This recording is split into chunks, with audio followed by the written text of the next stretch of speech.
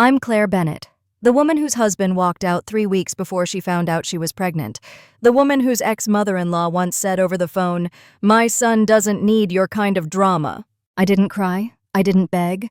I just clenched my teeth, gave birth, and raised Noah with everything I had: a worn-out rental, a dusty architecture degree, and a heart held together by willpower alone. 15 years later, I thought I'd made peace with his absence. Until one afternoon, when my son, the child he never knew existed, walked into the kitchen wearing a suit and said, "I'm going to my father's wedding." And just like that, everything began. I found out about my ex-husband's wedding the same way I found out about most things in Savannah, through someone else's social media. My neighbor Karen showed me on her phone while we waited for our boys after baseball practice. "Isn't this your ex?" she asked, tilting the screen toward me. There was Ethan, arm around a blonde woman in pearls, announcing their engagement to Charleston society. The date was 3 weeks away. I kept my face neutral, the way I'd learned to do after 15 years of being that woman whose husband left. But my hands shook as I scrolled through the comments. Congratulations poured in from people I once called friends, people who'd eaten at my table, whose children had played with Noah. "Mom?" Noah appeared beside me, his baseball bag slung over one shoulder. At 15, he'd shot up past my shoulder, all gangly limbs in his father's eyes, those eyes that made my chest tight every time I looked at him. "We should go," I said, handing Karen back her phone. In the car, Noah was quiet. He'd inherited my ability to read a room, unfortunately. Finally, as we pulled into our driveway, the small rental house I'd managed to keep after everything fell apart, he spoke. "Was that about Dad?" I'd never badmouthed Ethan to Noah. Some wounds you keep to yourself, even when they're bleeding. "Your father's getting married." "Oh." Noah stared out the window at our neighbor's perfectly manicured lawn. "Are we invited?" The question hung between us like smoke. I turned off the engine. "I don't think so, sweetheart." "Why not?" His voice cracked, caught between boy and man. "I'm his son, aren't I?" "No," I wanted to say. "You're mine. Only mine. He gave up any right to you the night he walked out." But I just said, "It's complicated." That night, I lay awake thinking about complicated, about the positive pregnancy test I'd held 3 weeks after Ethan left, about the calls that went unanswered, the certified letter that came back, returned to sender, about his mother's voice on the phone. "My son doesn't need this kind of drama. He's moving on with his life." I'd moved on too, just not in the way anyone expected. The next morning, Noah was already dressed when I came downstairs, not in his usual basketball shorts and t-shirt, but in the suit I'd bought him for his school dance. He sat at the kitchen table, laptop open, credit card in hand. "My credit card." "Noah Christopher Bennett, what are you doing?" He looked up, and for a moment I saw myself in him, that stubborn set of his jaw I'd perfected during my marriage. "Booking a car to Charleston." "Absolutely not." "Mom." He closed the laptop slowly, deliberately. "He's getting married, and he didn't even ask if I wanted to come." "Baby, sometimes—" "I'm not a baby." He stood, and I had to look up at him now. When had that happened? "I'm 15. I can handle the truth." The truth? God, where would I even start? With the fertility treatments that failed? The miscarriage that nearly killed me? The doctor who said I'd never carry another child to term? Or maybe with the night Ethan stood in our bedroom doorway and said, "I can't do this anymore. I need a real family." "The truth," I said carefully, "is that your father made his choice a long time ago." What if he didn't know he had a choice? The words hit me like cold water. I sank into the chair across from him. "What do you mean?" Noah pulled out his phone and showed me a screenshot. Ethan's wedding website, complete with their story. After years of searching for the right person to build a family with. "He thinks he doesn't have a family," Noah said, "but he does. He has me." I wanted to protect him from this, from the disappointment I knew was coming, but looking at his face, so earnest, so hopeful, I realized I'd been protecting him from the wrong thing. Not from pain, but from fighting for himself. "If we do this," I said slowly, "we do it with dignity. We don't make a scene. We don't—" "I know." He reopened the laptop. "I already have a plan." 3 weeks later, I stood in front of my closet, staring at the dress I'd sworn I'd never wear again. Navy blue, simple, the one I'd worn to Ethan's architecture firm's galas when I still believed in forever. It still fit mostly. Some things change more than others. Mom, you look… Noah paused in my doorway, adjusting his tie. You look like yourself. I almost laughed. Myself? As if I knew who that was anymore. The architect who'd given up her career to follow her husband's dreams, the woman who'd spent 2 years in fertility clinics, the single mother who'd learned to fix leaky faucets from YouTube videos. Are you sure about this? I asked, smoothing down the fabric. No, he admitted, but I'm going anyway. The drive to Charleston took 2 hours. 2 hours of silence punctuated by Noah's fingers drumming on his knee, a nervous habit he'd picked up from me. I'd mapped the route to the Magnolia House, one of those antebellum estates that looked like something from a movie, the kind of place Ethan had always dreamed of building, back when he still shared his dreams with me. As we pulled into the circular drive, valets in white gloves directed guests toward the garden. Everything was white. White roses, white ribbons, white chairs arranged in perfect rows. A fresh start. A clean slate. Subtle, Noah muttered. I touched his arm. We can still leave. No one's seen us yet. No? He straightened his tie one more time. I need to do this. We walked through the gardens like ghosts at our own funeral. I recognized faces. Ethan's colleagues, his golf buddies, the couples we'd had dinner with when we were still trying to pretend everything was fine. They recognized me too. Conversation stopped. Heads turned. Someone dropped a champagne glass. Claire? A familiar voice. I turned to see Ethan's sister, Margot, her face cycling through surprise, confusion, and something that might have been guilt. How did you… We're here for the wedding, Noah said, his voice steady. Family should be here, right? Margot's mouth opened and closed like a fish. Behind her, I saw the ripple effect of our arrival spreading through the crowd. Whispers rose like heat waves, and then I saw him. Ethan stood near the gazebo, laughing at something his best man had said. He looked good. Older, but good. The lines around his eyes were deeper, his hair starting to silver at the temples. He wore the watch I'd given him for our 5th anniversary. He turned, still smiling, and our eyes met across the garden. The smile died on his lips. For a moment, we just stared at each other. 15 years of marriage, 3 years of silence, all compressed into that single look. I saw him take in my dress, my face, and then, inevitably, Noah beside me. His face went white. Oh my God, someone whispered. Is that his ex-wife? I heard she lives in some tiny apartment now. Couldn't have children. Tragic, really. I kept my chin up, my mother's voice in my head. Never let them see you break. But Noah's hand found mine, and I realized I was shaking. Ethan? The bride appeared, a vision in white silk and confusion. What's wrong? Who is… Her eyes landed on us, and her expression hardened. You have got to be kidding me. She strode toward us, her heels clicking on the stone path like gunshots. Up close, she was everything I wasn't. Tall, polished, probably 10 years younger. The kind of woman who'd never had to learn home repair from YouTube. How dare you! She hissed, low enough that only we could hear. This is my day, my wedding. You have no right. Ma'am? Noah interrupted, stepping slightly in front of me. We're not here to cause trouble. I just wanted to give my father something. He pulled out a black envelope from his jacket pocket. The bride's perfect red lips formed a bitter smile. Your father? Honey, Ethan doesn't have any children. That's why we're so excited to start our family. The words hit exactly where she'd aimed them. But Noah didn't flinch. Maybe he should see this before you sign any papers, he said, holding out the envelope. Ethan had made his way over by then, his groomsmen flanking him like bodyguards. Claire, he said, and my name sounded foreign in his mouth. What are you doing here? Our son wanted to come, I said simply. Your son? The bride laughed, sharp and bitter. Ethan, what is this? Some kind of joke? Rebecca, Ethan started, but Noah cut him off. Just read it, he said, pressing the envelope into Ethan's hands. Then we'll go. I promise. Ethan's hands shook as he opened the envelope. I watched his face as he read, saw the moment understanding dawned. The paper slipped from his fingers, floating to the ground like a leaf. Rebecca snatched it up. What is this? She stopped, read it again. This is fake. This has to be fake. DNA doesn't lie, Noah said quietly. Neither do medical records. The garden had gone silent, 200 guests watching our family tragedy unfold like dinner theater.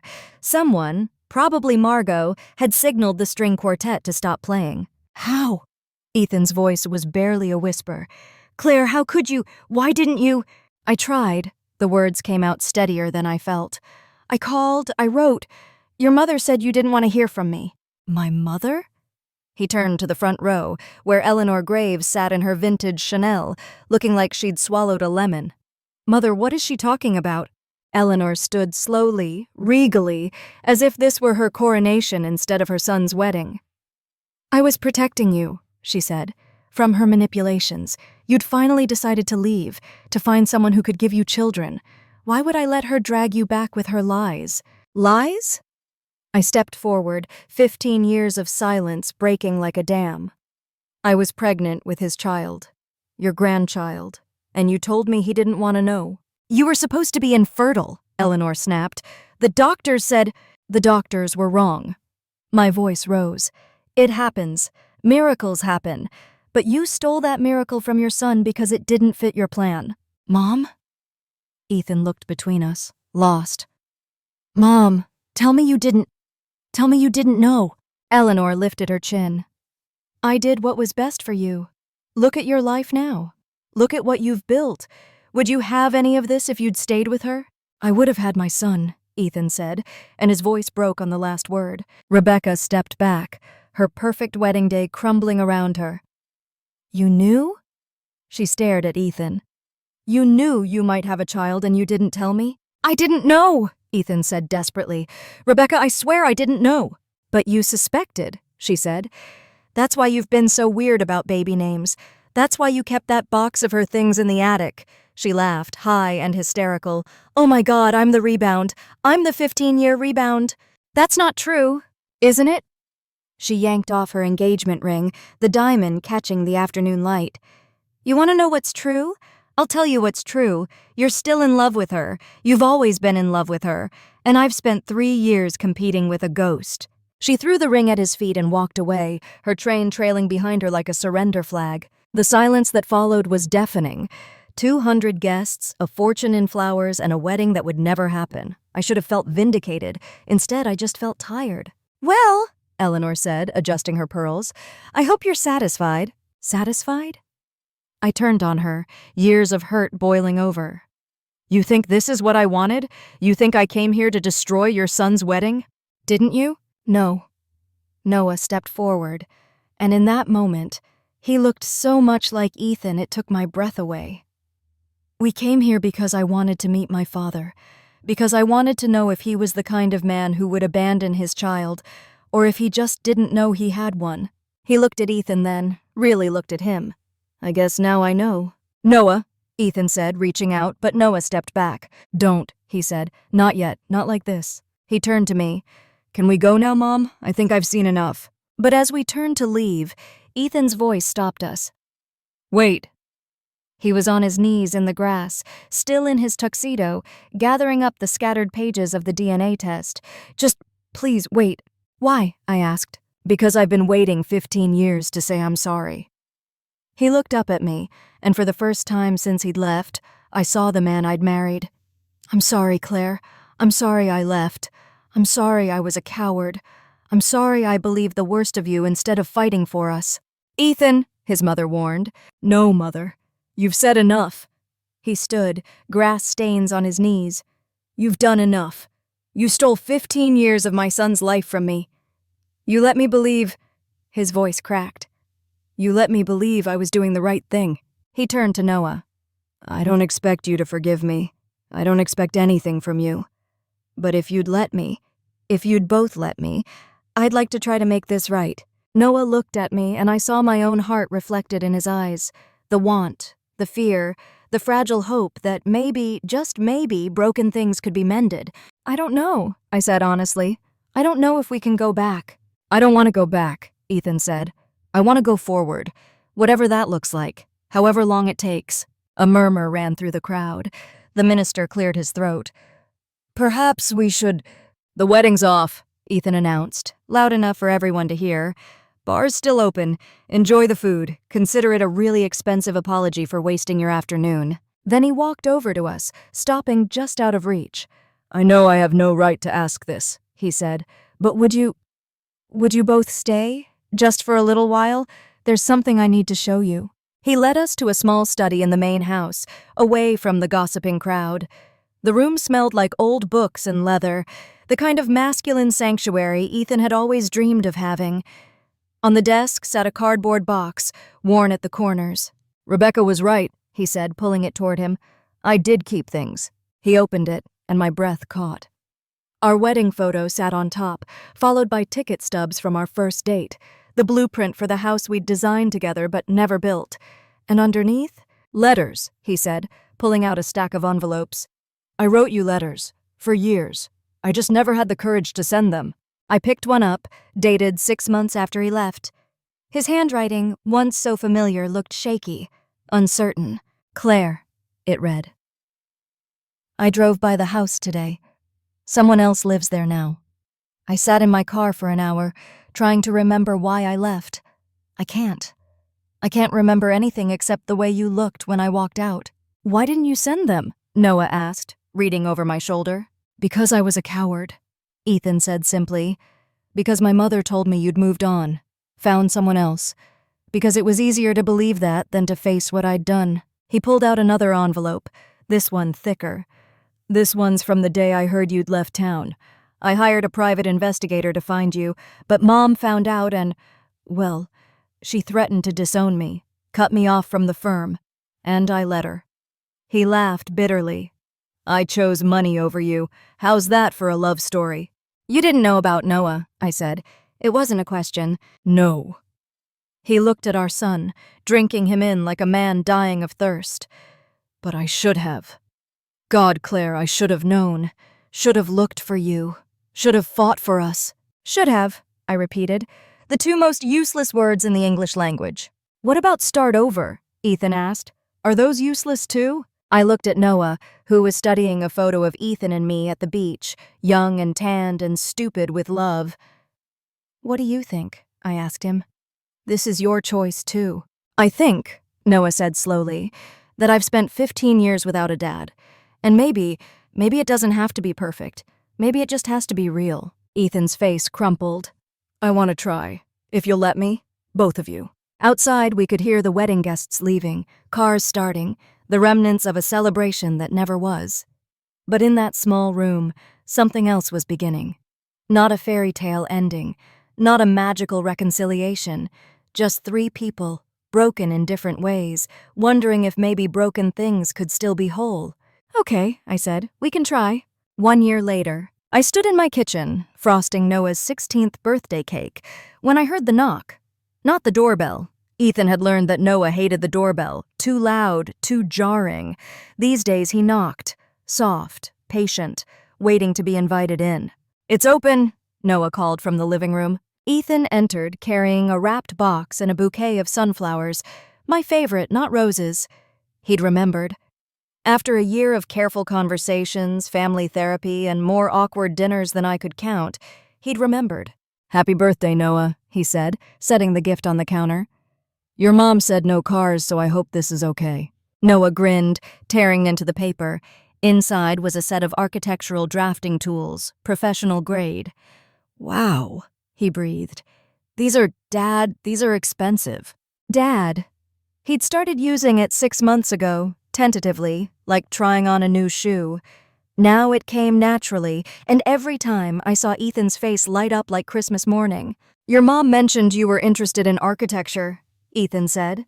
Thought maybe, if you wanted, you could intern at my firm this summer, learn the basics. Really? Noah's eyes went wide. But I thought, Grammy says a lot of things, Ethan said dryly. Most of them wrong. I'm running the firm now. My rules. Eleanor had been the hardest part of this year. She'd fought the reconciliation every step of the way, right up until Ethan had given her an ultimatum. Accept his son and his choices, or lose them both. She'd chosen her pride. We hadn't seen her in 6 months. Yes, Noah said, clutching the tools. Yes, I want to. The doorbell rang. Noah winced, and then came the stampede of teenage boys for the party. As Noah ran to greet his friends, Ethan and I found ourselves alone in the kitchen. Thank you, I said, for the gift, for the internship, for showing up. He smiled sadly. That's a pretty low bar, Claire. Maybe, but you cleared it. We stood there, frosting between us, 15 years of history and hurt, and something that might have been hope. We weren't back together. We might never be. But we were something. Co-parents. Friends, maybe. Two people who'd learned that love wasn't always enough, but showing up might be. I got you something too, he said, pulling out a small wrapped box. For being the parent I couldn't be. For doing it alone. Inside was a necklace. Simple. Silver, a compass. So you never lose your way again, he said, even though you never really did. I touched the pendant, felt its weight. Ethan? I know, he said. I know we're not there yet. Maybe we never will be. But I wanted you to know, I need you to know, that you were right. That night at the wedding. I never stopped loving you. I just stopped deserving you. That's not... It is. He met my eyes. But I'm trying to deserve you now. You and Noah, however long it takes. From the living room came the sound of laughter, teenagers being teenagers, Noah's voice rising above the rest. My son, our son, happy. Stay for cake? I asked. I'd like that. As we joined the party, I caught our reflection in the hallway mirror. Not the family we'd planned to be, not the life I'd imagined at 25 standing at an altar in white, but something real, something ours. Noah saw us and grinned, waving us over. Mom, Dad, come here. We're about to do cake. Dad, Mom, such simple words, such complicated truths. But as I watched Ethan help Noah light the candles, as I listened to our son's friends sing off key, as I felt the weight of the compass against my chest, I realized something. We'd all been invited to this wedding. The one that mattered. The one where broken people chose to show up day after day and build something new from the pieces. It wasn't perfect, it wasn't a fairy tale, but it was ours. And for the first time in 15 years, that was enough. I never wore that navy dress again. These days, I build houses, return to architecture after Noah started high school, designing homes for families who need second chances. Ethan and I work in the same city now, different firms, occasionally consulting on projects. We have dinner every Sunday, all three of us. Sometimes it's awkward. Sometimes Noah rolls his eyes at our careful dance around each other. But sometimes Ethan's hand brushes mine as we pass the salt, and I remember what it felt like to believe in forever. Maybe we'll find our way back. Maybe we won't. But we found our way to this. A kitchen table, a shared meal, a son who knows he's loved. Some weddings unite two people. Others unite a family. Ours just took 16 years to happen.